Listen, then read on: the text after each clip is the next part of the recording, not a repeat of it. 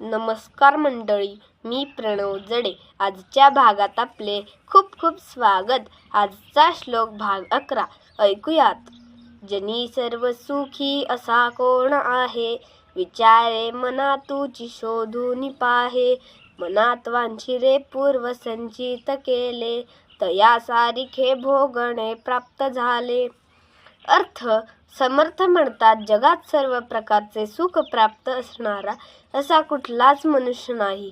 मनाला उपदेश करताना ते मनाला सांगतात की तूच शोधून पहा, असा सर्वसुखी मनुष्य कोण आहे का? मनुष्याला जीवन जगताना सुखदुःखांचा सामना करावाच लागतो. ऊन सावली, दिवस रात्र याप्रमाणे सुख आणि दुःख एकामागून एक आपल्या आयुष्यात येतच असतात.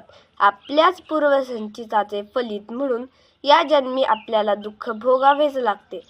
त्यामुळे जीवनात येणाऱ्या सुखदुःखांचा समतोल साधत उत्तम आयुष्य जगण्याचा प्रयत्न मनुष्याने केला पाहिजे.